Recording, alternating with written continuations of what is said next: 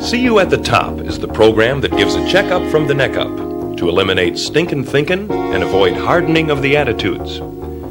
This recording will give you instructions on how to change the way you think about yourself and your surroundings. This is the way to change your performance, which you must do in order to gain additional rewards. Zig Ziglar's message deals in principles and procedures and is beneficial to people from all walks of life. It is positive thinking with solid reasons for believing you can and should succeed in all areas of life. Zig stresses the importance of honesty, loyalty, faith, character, and integrity if you expect to reap all the benefits life has to offer. Mr. Ziglar teaches that while there is no free lunch, you do not pay the price for success, you enjoy the price of success. Zig Ziglar is an internationally renowned speaker and authority on high-level performance. His I Can course is taught in more than 3,000 schools, and hundreds of companies and businesses utilize his tapes, books, and videos to train their employees effectively. And now, let's join Zig Ziglar at his best, in front of a live audience. One of my favorite stories, talking about attitude, has to do with an incident that took place a number of years ago on a railroad. It was a brutally hot day, and some laborers were working out on the tracks, and a private car, as part of the train, pulled up and pulled off over on the siding. So a window came up, and a loud voice boomed out, "Dave! Hey, Dave Anderson, is that you?" And one of the laborers looked up and said, "Yeah, Jim, it sure is." And he said, "Well, why don't you come on in? I'd like to talk to you a little while." Well, old Dave was delighted to get out of that hot sun into the air-conditioned comfort of that beautiful private railroad car that was there. So I went in, they visited about an hour, and then they, warmly passed the time of day, and as they were leaving, they embraced as old friends are inclined to do, and old Dave went back out to work.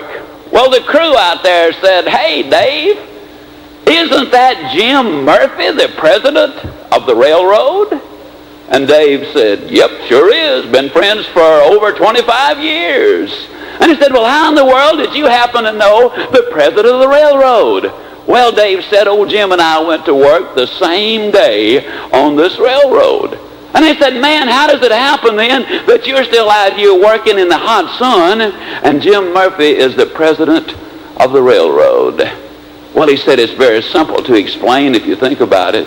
When I started to work for this railroad, I went to work for $3.50 an hour. But Jim Murphy went to work for the railroad." There's your difference, you see. There's your difference. I'm really talking about an attitude. You see, competition, as you know, in the game of life is powerful tough for about 40 hours a week. Now, after that, competition dramatically drops. And you're going to see the people who really go to the top, the people who do things with their life, are the people who go beyond what the average man or woman is willing to do. As most of you know, we have a program in schools called the I Can course. I talk about it at the drop of a hat. As a matter of fact, even whether you wear a hat or not, I talk about the I Can course. We talk about this very thing called attitude. We talk about honesty, character, and integrity. And let me give you just a basic thought as we weave them together about attitude. See, teenage unemployment is incredibly high. As a matter of fact, national unemployment is high. But let's say we've got a 16-year-old youngster who's been taught the principles which we teach in I Can, and it's now being taught from kindergarten all the way through college. And we've got this youngster who applies for the job. He's age 16, and the employer said, "What experience have you had?"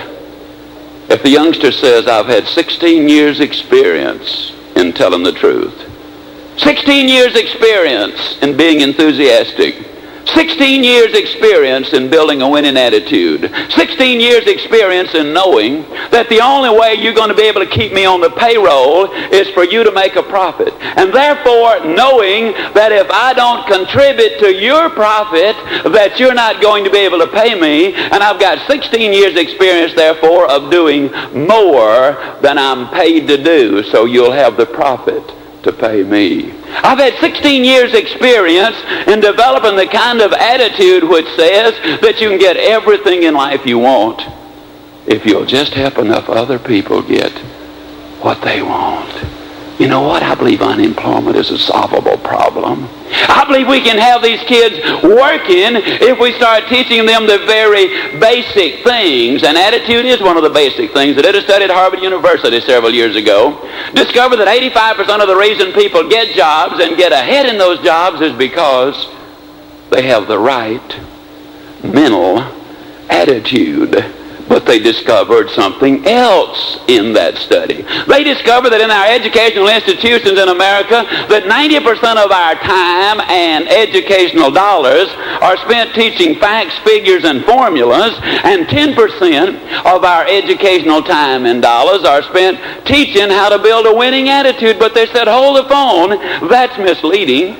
Because of that 10% time they spend, 99% of that is spent with the athlete and the athletic event. The band, the parade, the cheerleaders, the assemblies, the articles in the school paper, the banners, and all of those things. And the average student in our American educational institutions today, the average student has less than 1% of their time and educational dollars directed at building the right mental attitude. It's the little things that make the difference. And attitude is one of those differences. A number of years ago, during the 1930s, when minor league baseball was tremendously powerful and popular, the San Antonio team had a manager named O'Reilly, and he was one of the smarts in the game. His team the year before had 7 players who hit over 300. And therefore, everybody knew that San Antonio would win the pennant. No question about it. Hands down, they would win that pennant. But they lost the first game and the second, the third, and the fourth on their way to the pennant. As a matter of fact, the pitcher was blaming the catcher, who was blaming the shortstop, who was blaming the outfielders, who was blaming the first baseman. Everybody was blaming everybody else. At the end of 21 games, they had lost 18 of those 21 games. They were playing Dallas, one of the weakest hitting teams in the league, and they were beaten 1-0. A scratch single by the pitcher is the only hit that San Antonio was able to get. And now they're going to play the second game in the series. At that time, there was a faith healer there, a man named Slater, who they said could work miracles. And O'Reilly knew that his team was just suffering from a bad case of stinking thinking. He knew all they really needed was a good little checkup from the neck up. So about an hour before the game, he ran into the clubhouse. He took a wheelbarrow and said to each of the players, give me your 2 best bats. He loaded those bats in his wheelbarrow and said, I'll be back just before game time. Don't worry about a thing, fellas. We're going to win the game today. We're going to win the pennant. He was really excited. He came back about 5 minutes before game time and he said, fellas, I got the greatest news ever. I've taken these bats to Mr. Slater. He's put his blessings on them. He tells me that all we got to do is step up to the plate, rear back, and take that cut. He says, we're going to win the game. And he says, we're going to win the pennant. He said, man alive, all you got to do is believe you're going to hit that ball, step up, and you're going to knock it out of there. Now remember, the day before they'd been beaten 1-0. Their only hit was a scratch single. But today, same 2 teams on the same field, everything else being equal, today they got 37 base hits. They scored 22 runs, 11 home runs. I don't think I need to tell you, but they did win the game.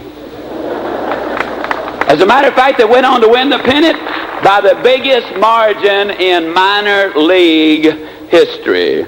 Now what I'm really saying here is that your attitude makes a difference. But ladies and gentlemen, there are some things that we need to understand. We live in a world which often is negative. We live in a cat-kicking world. Some of you might have remembered Mr. B. Mr. B called a meeting one day for all of his people. He said, now I notice some of you come to work late. I notice some of you leave early, and maybe that's my fault. Maybe I've not set for you the kind of an example that I should have been setting. So here's what I'm going to do. I'm going to start coming to work early. I'm going to start leaving late. I'm going to start providing you with the kind of leadership which will enable us to build the kind of company we need to have. We're going to be a giant in this industry. Oh, it was quite a little speech, and his intentions were good. You see, Mr. B was really excited and his intentions were good, but about a week later, he was out at the country club, became engrossed in a conversation, forgot about the time. All of a sudden, he looked at his watch. He said, oh, my goodness, I'm due back at the office right now. He hopped up, made a mad dash to his car, hopped in, scratched off, burned rubber, doing about 90 miles an hour down the freeway, and the long arm of the law came along and gave him a ticket. Now, you talking about a man who was upset. Mr. B was absolutely furious. He said, this is ridiculous. Here I am, a peaceful, tax-paying, law-abiding citizen, minding my business, and what does this dude do? He comes along and gives me a ticket. What he ought to be doing now is out looking for robbers and murderers and arsonists and leave us peaceful, tax-paying citizens alone. Oh, he was really upset. When he got back to the office, he was about an hour late. And he did what management has done since the beginning of time. Every time they get their hand caught in the cookie jar, they always say, look yonder. And then nobody looks here. In a very loud voice, he called his sales manager and he said, come on in, I want to talk to you about the Armstrong account. You've been fiddling with that thing 6 weeks. You could have closed the deal a dozen times. Just come on in and tell me either yes, you did get it, or no, you did not get it. Oh, he was really upset. Sales manager quietly came in, closed the door behind him, ducked his head and said, Mr. B, I hate to tell you this, but he said, I lost that deal. He said, I thought I had it. I thought it was sold, but something happened and it came unglued. And if you think Mr. B was upset before, you should have seen him now. He literally hit the ceiling. He said, this is ridiculous. Why, for 18 years you've been my sales manager. For 18 years I've been depending on you to bring in new business. And now we have a chance to get the biggest account of all. And what do? You blow it. Well, let me tell you something, friend. Just because you've been here 18 years doesn't mean you got a lifetime contract. Now you're going to replace that business or I'm going to replace you. Oh, he was really upset. But if you think he's upset, you should have seen that sales manager. He goes storming out of there, slammed the door behind him, stomping his feet, muttering under his breath, this is ridiculous. Why, for 18 years I've been running this company. As a matter of fact, I'm the only man who ever brings in a new business in. If it wasn't for me, the company had gone down the tube 15 years ago. And now just because I missed one lousy sale, he uses a cheap trick, he threatens to fire me. This is ridiculous. Oh, he was upset. He called his secretary in. He said, those 5 letters I gave you this morning, did you get them out yet? Or are you going to give me some lousy excuse about you having something else to do? She said, don't you remember? You told me that the hate account took precedence over everything else. That's what I've been working on. He said, don't give me lousy excuses. I told you I wanted those letters out, and I want them out today. And if you can't get them out, I'll get me somebody who can. Oh, he was really upset. But if you think he is upset, you should have seen that secretary. She goes storming out of there, slammed the door behind her back, muttering under her breath, this is really ridiculous. Why, I'm the only one who ever really gets any work done around here. I do more than any 3 people on the payroll. I've been his secretary 11 years. If it hadn't been for me, this company had gone broke years ago, and him threatening to fire me as much as I know about him, who does he think he's kidding anyhow? Oh, she was upset.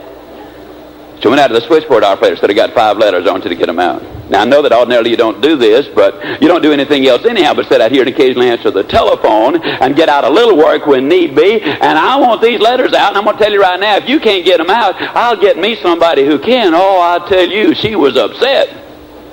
But if you think she's upset, you should have seen that switchboard operator. She said, this is ridiculous. They don't do anything in the bank but gossip, drink coffee, talk on the telephone. Every once in a while, get a little work out. And the minute they get behind, they come out here to throw it on my desk and say, now you're going to get it out or I'm going to fire you. And I'm already doing more than the 3 people here. And as a matter of fact, it hadn't been me that had gone under years ago. This is not fair. Oh, she was really upset. But she got the letters out. Got home, she was still furious. She walked in, slammed the door behind her back, walked in the den, and the first thing she saw was her 11-year-old boy laying there on the floor watching television. Second thing she saw was a big rip right across the seat of his britches. She said, son, how many times do I have to tell you? When you come home from school, put your play clothes on. Mother has a hard enough time as it is supporting you and sending you through school. Now, because you've disobeyed me, you're going to go upstairs right now. Going to be no supper tonight, no television for the next 3 weeks. Oh, she was really upset. But if you think she's upset, you should have seen that little boy.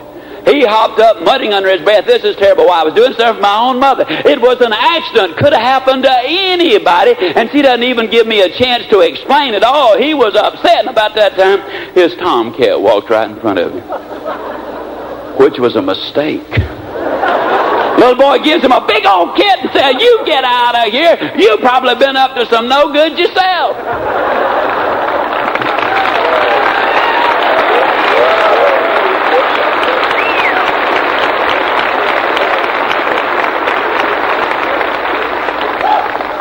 Now, folks, if you think about it for a moment, that tomcat was the only creature involved who could not have altered that series of events. And if you think about it for another minute, wouldn't it have been so much better if Mr. B had just gone directly from the country club to that switchboard operator's house and kicked that cat himself?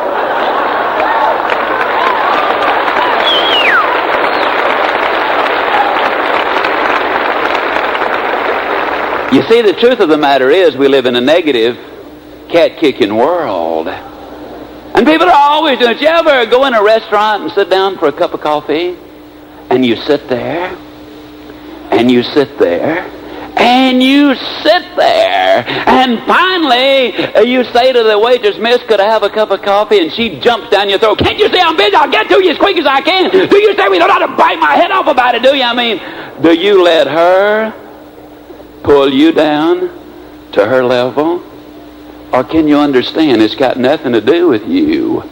Somebody had just stopped by and kicked her cat long before you got there. You ever get caught? You ever get caught in the traffic jam? Traffic 3 blocks in front of you, traffic 3 blocks behind you, and some dude right behind you sits on his horn, and you turn around, "Can't you see we got traffic up in front of us?" I mean, do you understand it's got nothing to do with you? Somebody has been kicking his cat all day long, but are you going to let him pull you down to his level? You ever go home after a magnificent day? I mean, everything has just gone beautifully. You've sold everybody you've called on, or you had a fantastic day working down at the office, or teaching the class, or serving as an MD, or whatever it is that you do. Everything has gone well, and you come in whistling and singing, "Hi, honey, how you doing? What do you mean what I'm doing? You told me you're going to be home an hour ago. If you've been putting up with I've been putting up with all day long, you wouldn't be feeling so good either. Now, where have you been? What have you been doing?" Can you understand? It's got nothing to do with you. Somebody's been kicking your cat all day long. I want you to think about this for a moment. The bum on the Bowery and the mayor of your city have got a lot in common. The bum on the Bowery and the mother of the year have got a lot in common. The bum on the Bowery and the most successful, happy individual you'll ever meet in your life have got a lot in common. Every human being alive suffers disappointments, defeats, frustrations, and setbacks all of their life. But the difference is the way they react to those disappointments and defeats and setbacks. There is your difference. You see, the truth of the matter is, a lot of people go around letting an awful lot of other people kick their cats, but what I'm saying to you is that, you see, not only will you let them kick your cat, if you're not powerful careful, you'll let them steal your dream. You're what you are where you are because of what's gone into your mind. You cannot rise above your words. Let me say that again. You cannot rise above your words. A lot of people say what you mean. I'm going to tell you to say what you want. See, a lot of people use vile, filthy, pornographic language. And the thing that distresses me about that are not the words, as a lot of people say. They're just words. But you see, all of those words paint pictures, and they reveal the internal thinking of the person who is inside. Whatever you learn, you're going to learn it consciously. But if you're going to do it well, you must do it subconsciously. How many of you know how to type? How many of you remember the typing process you went through? R-F-U-J, R-F-U-J, you know. Oh, you went over and over and over and over, and you didn't go very fast, but it wasn't long when you learned that keyboard. You just sit down, you subconsciously, you instinctively typed it out. How many of you learned how to drive a car with a stick shift, you know, a clutch and all those good things? You remember when you learned how the instructions went, you know, you'd say to yourself, now you mash in the clutch, now you shift the gear, now you feed the accelerator, now you let out on the clutch. Look out, honey, look out! You know, you're in danger of running over somebody, backing up on the curb. How many of you remember how ridiculous you felt as you were trying to learn the car, at the bucks and the jumps and the number of times you killed the engine, you know, and whoever was teaching you how to drive really got all nervous and upset, and then a few weeks later, after you'd really learned how to drive, you had moved it over into the subconscious then, you know, and now you mash the clutch, you shift the gear, you feed the accelerator, you let out on the clutch, you roll down the car, you light a cigarette, throw out the match, and talk about your neighbor, all at the same time, because now you've moved it from the conscious over into the subconscious. Well, ladies and gentlemen, the exciting thing is that you can learn all things in the same way. You can teach moral values to your children the same way.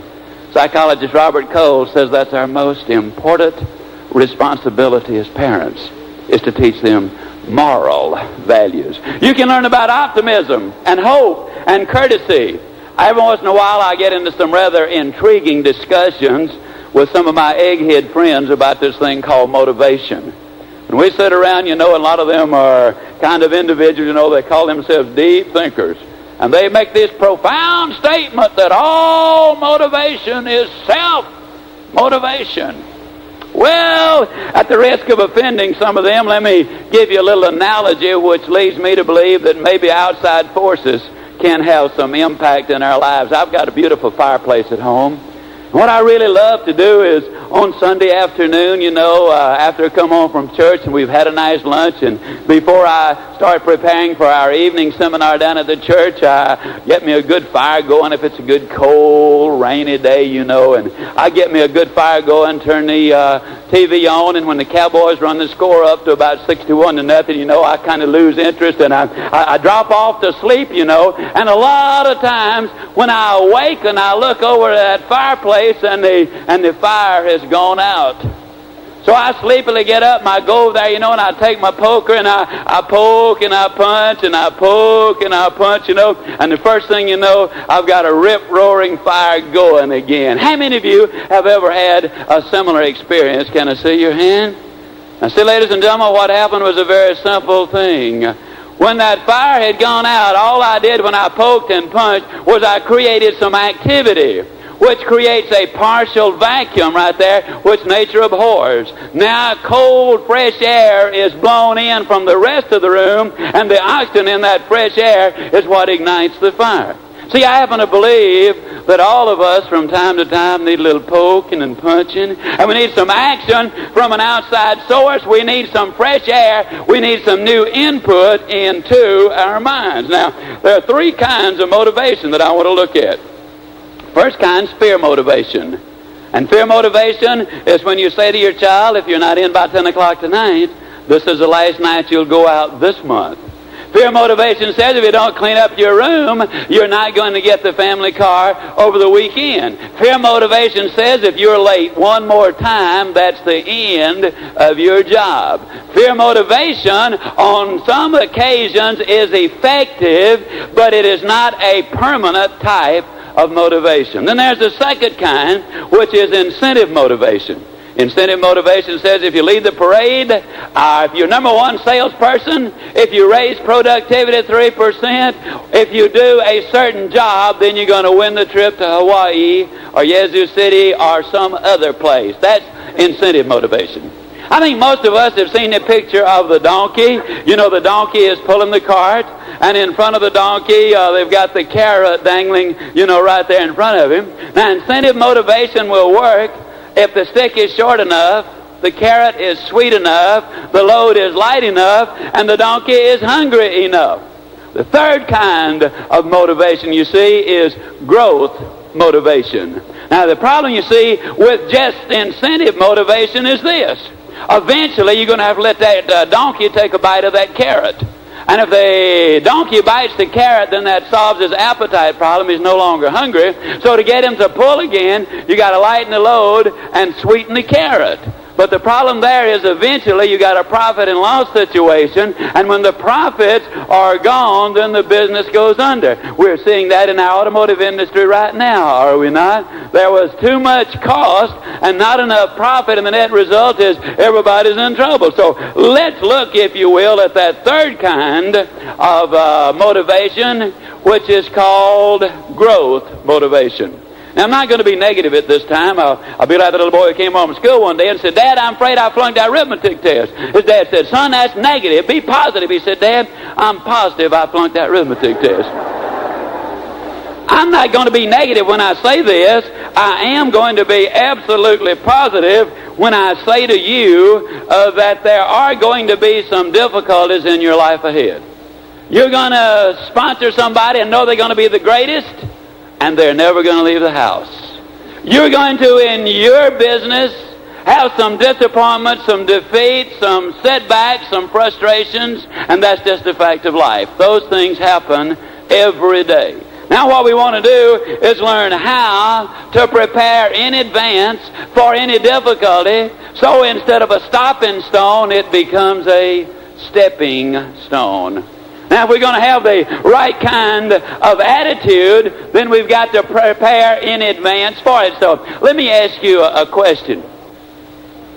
If you knew about a disease that was responsible for putting more people on the unemployment rolls, ending a lot of people's marriages, putting more people on welfare, breaking up a lot of otherwise good friendships, creating more disturbances and disasters in our country, this disease does more of all of those things than all other diseases combined. I know without asking you, you would say that's a pretty serious disease. Well, let me ask you a question. If I were to say to you, there is something you can do about that disease, and it's the simple formula that all you got to do is follow it, and you got a cure for the disease, how many of you would say it would be a foolish person who had the disease or was in danger of contracting it, who would be unwilling to take the necessary inoculation or follow the procedure? Wouldn't that be a foolish thing not to do something about it? Well, the disease I'm talking about is called stinking thinking.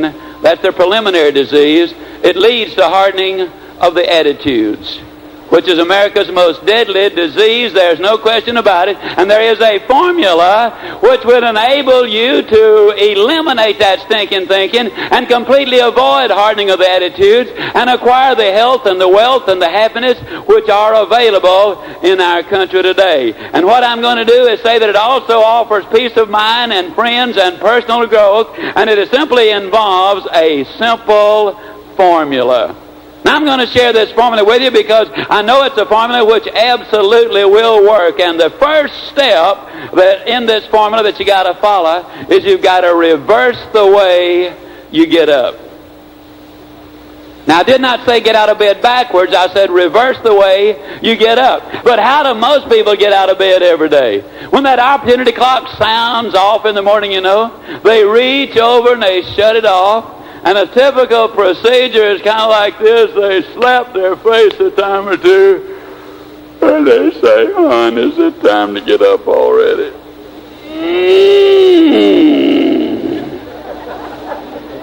Oh, boy, it seemed like we just lay down.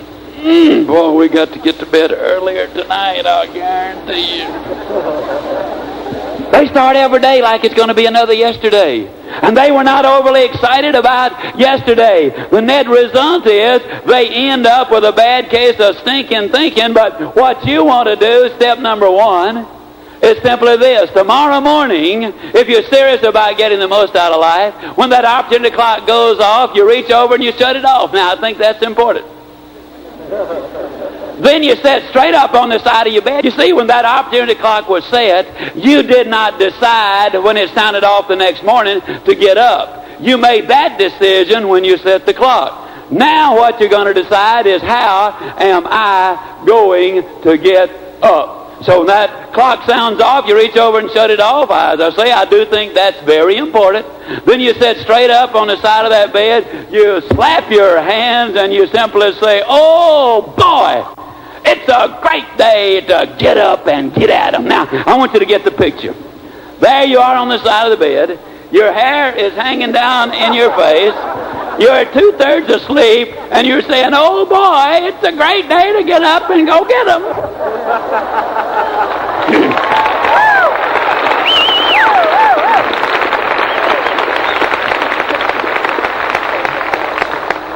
And I guarantee if you live to be 1,000, you'll never feel any sillier than you do the first day you do that. Can you imagine? There you are sitting on the side of the bed, and I clearly understand that you're an intelligent, educated, successful man or woman, probably conservative. Maybe you might even be a senior citizen. Of course, you might be a teenager listening to this recording. You might be a doctor or a psychologist. You might be a coach. You can be anything in the world. And here I am suggesting that you act like a 7-year-old child. You better believe I'm suggesting that you do exactly that. Because you see, when you slap your hands, you are, if you think about this for a moment, you've already accomplished two things. Number one, you are up. And that's where you wanted to be when you set the clock. Number two, you've started to reach in and take control of your own mind and your own attitude. Never will forget, I had an 80-some-odd-year-old lady at one of my programs one evening, and I went through this, and she told me later, she said, Mr. Ziglar, I thought that was the dumbest, silliest thing I'd ever heard. There you were, telling me, a senior citizen who had lived all of my life and only had a few more years to go, and you were telling me that I ought to get up in the morning acting like a child, slapping my hands and saying, oh boy, it's a great day. And as I was driving home that night, I got to laughing about that. I mean, that young man is just off his rocker. And then she said, I don't know what happened, but she said, I studied about it again. And she said, well, you know, I do live by myself. And she said, nobody but me would know about it. And she said, you know, I kind of got to playing with the idea. And then she finally, instead of saying why, as most people do, she said, why not? And the next morning she said, I set that opportunity clock, and when it sounded off, I reached over there and I shut it off. And she said, I sat up on the side of my bed, but she said, Mr. Ziglar, got to confess to you, when I reared back to slap him, I couldn't do it. She said, I was already just laughing my silly head off. The very idea. And she said, you know, an amazing thing happened. I bet I thought about that 19 times during the course of the day. And she said, every time I thought about it, I got tickled. Net result, good day. See, a good minute is a miniature hour. An hour is a miniature day. A day is a miniature lifetime. And the way you get up in the morning plays a big part in how you go up in life. And I want you to think about this with me just for a moment as we talk about this. You see, in the game of life, when you sow an action, you reap a habit. When you sow a habit, you reap a character. And when you reap a character, you reap a destiny. And I want you to think about this with me. Every good habit known to man, whether it's losing weight, every good habit, whether it's stopping drinking or whatever it is, or tithing to your church, or being pleasant to your mate and your children, every good habit you got to reach up and grab and hang on to for dear life. Every bad habit which you acquire, whether it's obesity, profanity, promiscuity, homosexuality, whatever it is, if it is a destructive habit, you will acquire it slowly and gradually. And before you know, you got the habit.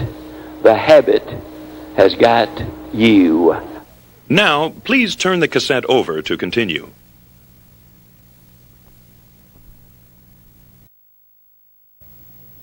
I've never known a person to start out to become a drug addict or an alcoholic. When I started my research on this 8 years ago, one person in 14 who took an occasional drink became an alcoholic. Today, one person in 9 who is a social drinker will become an alcoholic.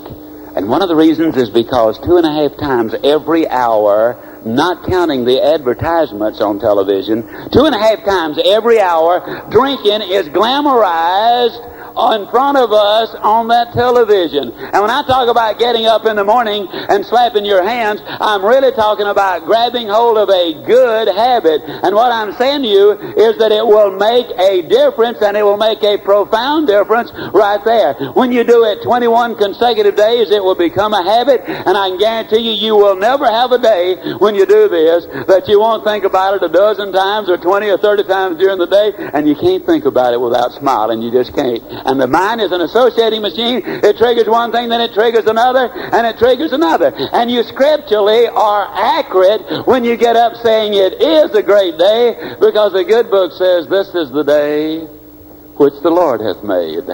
I will rejoice and be glad in it. All over America, ladies and gentlemen, we've got literally millions of these electrical appliances hanging down on the street corners. Now, some people call them red lights, some call them stop lights. Every once in a while, we have some person who claims to be a realist, which in most cases is just a lousy excuse for being negative. We've got a sign in my office, in our office, in the receptionist desk, and it says, we're realists around here. We expect a miracle every day. Now, a lot of these realists call those lights, they call them traffic lights. But in the future, what we're going to understand is we got to change their names. You see, the average American spends 27 hours every year in front of those lights. Now, no, none of you folks would dream of doing a thing like this, but let me ask you, have you ever pulled up next to one of those lights or in front of one of those lights to wait on it so it would have the right color so you could go ahead? And as you pull up in front of it, you know, you look over to your left and you can't believe it. There's some dude sitting over there, and he's got his hands firmly gripped on that steering wheel. I mean, he doesn't want that car to go anywhere. And he's got his mouth all tightened up, you know, just in case he has to talk to that light. And then after a minute or two, you watch him, and he starts pressing the accelerator, race the engine, because you see, he understands that if he races the engine, it's going to change the color of the light up there. How many of you actually have ever seen some dumb bunny doing a thing like that? Can I see your hands, please? Now, folks, let me ask you a question. When I say dumb bunny, I'm afraid I'm talking about everybody in existence at one time or another, but I'm talking about your past, and I'm talking about my past. Now, you think about it for a moment. If you think it's wild and way out to slap your hands when you get up in the morning, what do you think it is to race the engine to change the color of that light? Now, that's crazy, because you're not going to change the color of that light with your engine. What you do want to do, though, is when you pull up to that light, you want to personalize it, you want to look up at it, and you want to visualize your name being on it. And you want to say, well, look at there. That light's got my name on it, and it's put there so I can go further and faster and more smoothly and more safely to my destination. You see, the truth of the matter, it is a go light. So the next time somebody asks you directions, don't do like the average Joe on the street does. You know, they send you down to the red light or the stoplight. When somebody asks you how to go somewhere, you say you go down to the second go light. When you just withdraw things from the game of life, you're always going to be afraid there's not going to be enough for you, and the net result is you end up being enormously pessimistic. Step number 3, you need to change the way you say hello. You see, too many people in our society today don't even know how to say hello, whether it's in person or on the telephone. You know, you ask somebody, how you doing? They say, not too bad. How you doing? Fine so far. How you doing? Great since it's payday, or great since I'm on vacation, or great since I get off in 30 minutes. And don't you love it when you say to somebody, how you doing? And they pull themselves up to their height and say, well, under the circumstances. Makes you wonder what in the world they're doing under there in the first place, doesn't it? Now, much of your attitude has to do with the way you exchange greetings, the way you say hello. A lot of times people say what you mean, and I repeat myself. I'm going to tell you to say what you want. I think that's important. Most people, as you know, answer the telephone as if it were an intrusion. What do you mean dialing that number? I wasn't bothering you. Hello! And they snatch their phone off the hook. If it's a place of business, I challenge you, wherever you live, when you go back home, get out the yellow pages, look up 10 numbers, ask a friend of yours or an associate to dial those 10 numbers, and I'll guarantee you they will be unable to identify more than 3 of them based on the way they answer the telephone. They pick the telephone, they go right away, company, and you don't have any more idea than a goat who you've called. I believe that the best money you can spend would be to dial my number in Dallas, Texas, and learn how to answer the telephone. Now, I've got an 800 number, but it'll do you a lot more good if you go ahead and spend your own dollar and call up there. So I ain't going to give you the 800 number, but it's 214-233-9191, and you dial our number just to learn how to answer the telephone. And our lady says, good morning. And you flat, no, it's a good morning. Then she makes a motivational speech. Now, it's not as long as the one I make, rather obviously, but she makes a motivational speech. She says, it's a great day. A lot of times people say, Ziggy, is it always a great day? It sure is. And if you don't believe it, you just try missing one of them.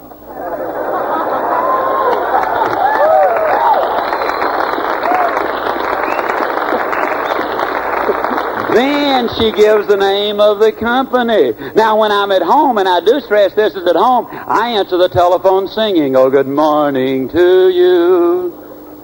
Now, I'll be the first to admit sometimes there's a long pause. And then I said, if you don't speak up, I'm going to hang up. A lot of times they say, who is this? I said, whoever you want. Who do you want? Man, you sure do feel good today. And I said, yes. Many years ago, I decided I was going to feel good today. 98% of the way you feel is determined by the decision you make as to how you're going to feel. And I'm going to get into that in just a moment. See, a lot of people decide they're going to feel bad, and they end up not disappointed. Whatever you plant in your mind and project is what's going to happen in your life. The problem is most people plant what they don't want. We were doing some filming in Dallas a few months ago. We took a break, and when we came back, a little lady seated on the front row had a soft drink, and we had asked everybody to put everything out of sight because those cameras do pick up everything. And as she slipped her soft drink up under her chair, she said, "Now watch me spill this." Did she want to spill it? Was she planning to spill it? That's exactly right. You ever notice you say to somebody, well, I see you got a fresh case of the sniffles. Yeah, but it don't really get bad till the third day. That's when it kills me. They are programming themselves, you see, for those things. A lot of times I'll answer the telephone and I'll just pick it up and say, howdy, howdy, howdy. Or I might pick up the telephone and say, good morning, this is Zig Ziglar's husband. Never will forget, one Sunday afternoon I picked up the telephone. I said, good afternoon, this is Tom Ziglar's dad. Little Sam Wing from down the street was taken somewhat aback, and he said, Tom there? I said, he sure is. He said, can I speak to him? I said, of course, Tom. And old Sam thought I laid the telephone down. He turned to his mother and he said, boy, they've sure got a weird way of answering the telephone. But I noticed for the next 2 or 3 months, every time I'd pull that car in the driveway, 2 minutes later, the telephone would be ringing. Old Sam would be at the other end. He'd say, is Tom there? Is Tom there? He didn't want to talk to Tom. He wanted to hear me answer the telephone.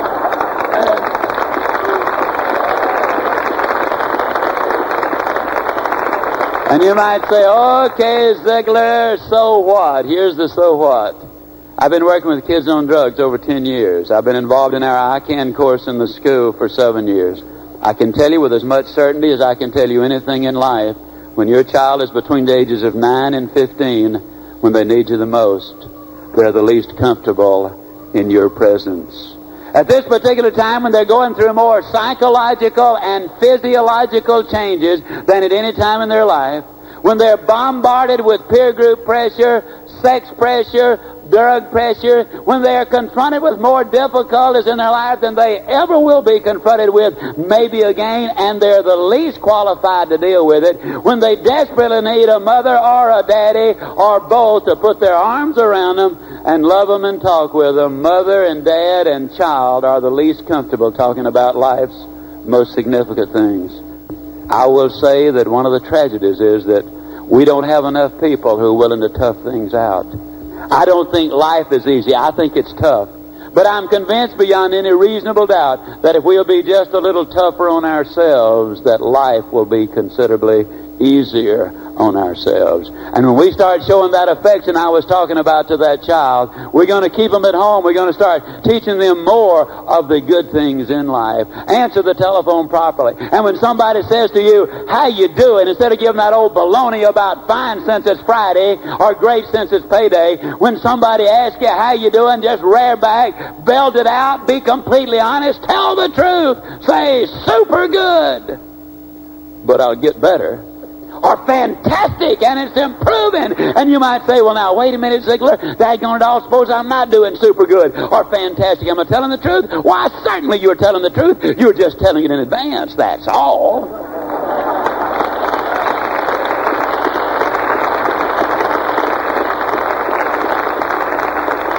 Why wait for the good stuff? And then when you start to part company, instead of some mundane thing like, well, so long, or good day, or see you later, or, you know, have a nice day is a dramatic improvement, well, why not just reach for the best as you start to part company with them? Why don't you just say, see you at the top? Logic will not change an emotion, but action will. get up in the morning, when you first get up, slap your hands, you don't really feel like doing that. Logically, it shouldn't work, but I can guarantee it. All you got to do is try it. It'll work. When you start answering the telephone and responding super good, I can absolutely guarantee you it absolutely will work. So step number 3, change the way you say hello. Step number 4, set your gyroscope. I don't know how many of you watched Candid Camera several years ago, a lot of years ago. But I believe it was Dorothy Collins who was on. She had a suitcase in the cart of an office building, and there was a gyroscope in it which was set to go straight ahead. It was very heavy, and some dude would be walking down the cart, and Dorothy would say, "Sir, would you mind picking up that suitcase and taking it into the office for me? It's too heavy for me." And the dude would smile, and he'd reach down, he'd pick up that suitcase, and he'd start walking down toward the office. But when he'd start to turn left to go in that office, he could turn left all he wanted to, but that gyroscope was set to go straight ahead, and it bitterly resisted any kind of turn. I tell the story because inside of every creature on the face of this earth, there's a built-in gyroscope. A duck who's never survived the winter, if he were left all to himself, when the winter approaches, that duck would automatically start flying south. There's something built in called the law of self-preservation. Take a young squirrel 1,000 miles from all other squirrels. As winter approaches, that young squirrel, if left entirely alone, would start storing nuts for the winter. There's a law, it's called the law of self-preservation. But you see, there's a difference. The duck and the squirrel had no choice. Man is entirely different. Go out to the seashore, to the lake shore. You watch the sailing boats sail. There are 1,000 sailing boats out there. They're going in 360 different directions, but the wind is blowing in only one direction. Then how can they go in 360 different directions? Very simple. The person, the human being, the man or the woman on that boat has set the sails. It's the set of the sails that determines the direction of the boat.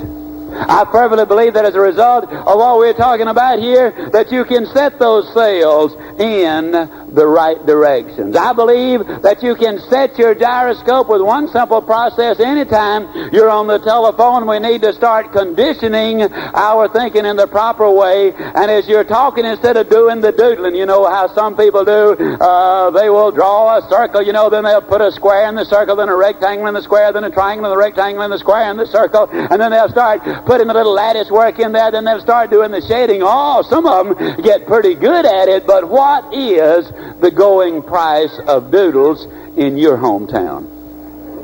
I'm convinced the doodle market is fairly limited, so why not, instead of doodling, as you're talking, write down, I can. And then as you wind up the conversation, put I can and I will, and then write out whatever your immediate goal is for the moment. Step number 4 is set your gyroscope. Step number 5, feed your mind. It's an interesting fact. Most of us eat 3 times a day. As a matter of fact, I've noticed that when somebody misses a meal, they make a big deal out of it. They say, I was just so busy, I didn't even have time to eat my lunch today. I said, man, pay attention. I didn't have time to eat lunch. That was a big deal. A lot of times I'll ask people, when is the last time you deliberately, on a regular schedule, fed your mind? The good, the clean, the pure, the powerful, and the positive. For the 50th time, you're what you are, you're where you are because of what's gone into your mind. You change what you are, you change where you are by changing what goes into your mind.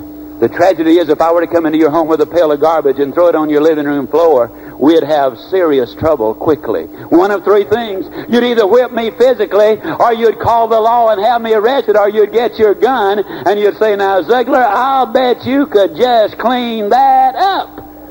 And I'll bet you I could too. Yet you'd be terribly upset. You'd be telling people for months about that fellow that came in my home and threw a pail of garbage on it. Why, I started to shoot him. As a matter of fact, I wish I had, the very idea. Oh, we'd be upset if I threw garbage on your living room floor. And yet we daily permit, even encourage other people to dump garbage in our minds. Negative, low-ceiling, immoral things go in their minds each day. I don't know if you've ever read the story of Shinichi Suzuki. I think you have. I'm going to talk about feeding your mind now, primarily with the cassette player. I'm going to make a bold statement. I used to say I wouldn't take $10,000 for mine if I couldn't replace it. Later I said I wouldn't take $25,000 for my cassette player if I couldn't replace it. Later I said $50,000. Today, with inflation and all what it is, I'm going to make a flat statement. I wouldn't take $100,000 for my cassette player if I could not replace it. I think it's the most exciting, most motivational thing, really, that's come down the pike. As a developer of attitudes and educational concepts, it has, in my mind, no equal. How many of you recognize the name Shinichi Suzuki? Can I see your hands? Suzuki is a Japanese scientist. He teaches music to Japanese children. His methods are now being used widely and have for a number of years here in the States. He takes a Japanese child who's just 6 weeks old, and he puts the cassette player by the bed, and the child listens to the music for a month, same song. Next month, another song. Next month, another song. Next month, another song. By the time the child is 2 years old, he puts a miniature violin in the crib so the child might get the feel of the instrument. At age 2.5, the child watches its mother take violin lessons. By the time it's 3, the child is practicing on that miniature violin about 1/5 the standard size. By the time the child is 5 years old, it's playing beautiful music. Held a concert. Average age of the child less than 8 years old. There were 1,500 of those Japanese children there. They were not playing Twinkle, Twinkle, Little Star or Mary Had a Little Lamb. They were playing Vivaldi. They were playing the classics. But here is the beautiful thing. According to Suzuki, virtually none of those children had any, quote, natural musical ability. It was a learned skill. To me, that's exciting.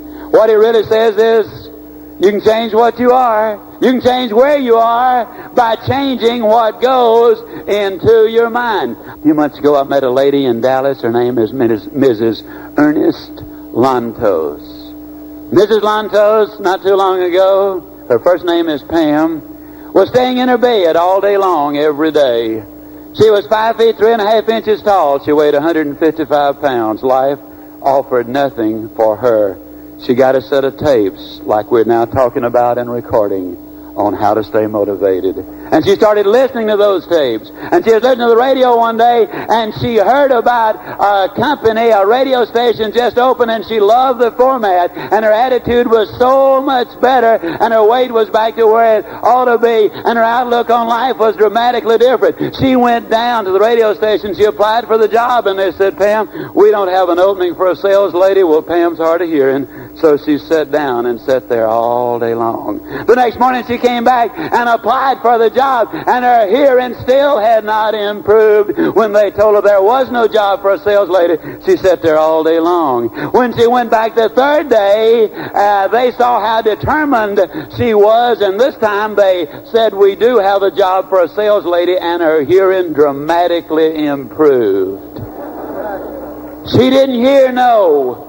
She listened to, she heard what she wanted to say. In a few weeks, she became the #1 sales lady. Later, she became the sales manager. Productivity is 400% higher than it was before. They now have her going all over the United States, teaching other people exactly the same principles with dramatic results. You are what you are, you're where you are because of what's gone into your mind. I'm going to beat you to death with it. You might as well go ahead and finish the phrase. You can change what you are. You can change where you are by changing what goes into your mind. Mr. Wallace Johnson, co-founder of Holiday Inns International, a man over 70 years old, told me that he reads 2 good motivational books a month. He listens to motivational recordings every day. W. Clement Stone, I don't know how much he's worth, but he's given away well over $100 million, has told me that he listens and reads every day in his life. Mary Kay Ash told me that before she cranks her car, every day she cranks up her cassette player. Eric Garner, Senior Vice President, Holiday Inns International, listens every day. Eric Garner incidentally told me that when he went through our 4-day school in Dallas, that although he finished only the 5th grade, he's gotten his education by reading these books and listening to these tapes. Alan Bean, the man who's now in charge of the astronauts, one of the men who walked on the moon, said to me that as the astronauts were on their way to the moon and back, and as they were on the space platform going round and round, they were listening to motivational recordings. And I'm pleased to be able to say to you that some of the recordings they were listening to were fantastic. You need to feed your mind. Step number 6, ladies and gentlemen, if you want to build a winning attitude, you've got to get involved in an exercise program. You see, man is mental, he's physical, and he's spiritual. Let me quickly tell you why an exercise program is so critically important. The mental and the physical do go together. When you exercise, see, at the end of the day, a lot of times people are tired and tense. You can either stomp your feet and kick the doors in and slam things around and otherwise act like a spoiled 5-year-old. Or you can take a couple of drinks or a couple of tranquilizers and otherwise figure out ways for self-destruction. Or according to Dr. Cooper, you can exercise. When you exercise, you activate the pituitary gland. The pituitary gland then literally floods the system with endorphins. Endorphins are 200 times more powerful than morphine. And as you flood that system with those endorphins, you literally get on a natural chemical high. That's what happens. I cannot begin to tell you what it has meant to me since I've been on an exercise program. How much more energy I've got. How much more vitality is there. All of the good things which go along with it. I'm going to say to you that if you will put on a little exercise program and exercise just before you conduct a meeting, you're going to have a better meeting. The creativity really goes up. Most people are familiar with a cancer drug called interferon. Now, interferon is a relatively expensive drug, but there's a source of interferon, and incidentally, Dr. Kozak believes that interferon is going to represent a real breakthrough. They're playing it pretty cool so far because there have been disappointments in the past. But interferon has another source. That's your white corpuscles. How do you smooth talk your white corpuscles into producing interferon? Would you believe positive thinking? That's right. All you got to do is feed the good, the clean, the pure, the powerful, the optimistic into the mind, and the body will do some amazing things. Everybody here knows about the placebo. How you can take this control group and give them the real drug, and this control group and give them a placebo, and the people who get the placebo have remarkable improvement as well. And the reason is very simple. The mind is fooled. And you're told and you're thinking, boy, this is doing me some good. Boy, this is good for me. Boy, this is good for me. And the astonishing thing is the mind then produces the substance which renders a lot of good. A healthy body, ladies and gentlemen, makes for a more alert mind. And a positive mind makes for a healthier body. 2 books I would urge you to read. The Anatomy of an Illness by Norman Cousins give you some dramatic information on it. And Behavioral Kinesiology by Dr. John Diamond will be enormously helpful. Number 6, then, is get on a good exercise program, and you can do a lot for your mental attitude. Step number 7, I started to say finally, but you know when us Baptists say finally, that don't necessarily mean immediately, but it does mean we're getting powerful close. Step number 7 is this: be still and listen. We're in a helter-skelter world. We're in a world where everybody is go, go, go, hurry, hurry, hurry. But you need those still, quiet moments even beyond that. You know, it was during those still, quiet moments that Martin Luther found the reserve and the strength to create an entirely new movement in world history. It was during those still, quiet moments that George Washington at Valley Forge found the strength to build a nation. It was during those still, quiet moments at Gethsemane that our Lord found the strength for the awful ordeal which he faced at Calvary. Yes, we do need those moments. We need them so that we might meditate and contemplate and pray and just think on all of the things which are there. We've covered a lot of material in this particular series. We've brought you 7 specific steps for building a winning attitude. Let me conclude by saying this. When you do the things I've been talking about doing here, there are going to be some people who are going to criticize you. But let me remind you that since the beginning of time, nobody has ever erected a statue to a critic. Therefore, I don't think they're held in such high esteem after all.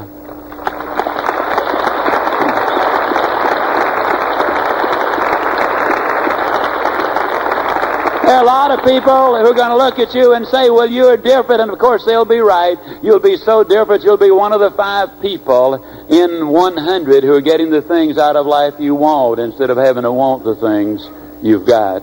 And you'll be qualifying for the whole ball game. I said it earlier in this series, I'll say it again. I don't think God loved Adam and Eve and Nicholsworth more than he does me and you. They had it all. I believe all of it's available. I believe health, wealth, and happiness are the natural results of building a life on a solid foundation and taking certain steps to get the things which are available for us. A lot of people are going to laugh at you, but let me simply say that it was the little world who will be laughing at you. The little world laughed at Robert Fulton when he went steaming by on that steamship in the Hudson River. But the big world was gathered watching him as he made that historic journey downstream. The little world laughed, but the big world was right there at Kitty Hawk, North Carolina, when the Wright brothers made that flight into space that changed not only the face of the globe, but bids to change the face of the universe. The little world laughed, but the big world was tuned in when Alexander Graham Bell made that historic phone call, which changed communications forever. The little world might laugh at you when you start on your journey, but I can absolutely guarantee you it's going to be the big world who's going to be right there at the finish cheering you across when you reach the destination which they said you could not reach. And let me remind you that what you get by reaching that destination will not be nearly so important as what you will become by reaching that destination. Thank you very much. Thank you.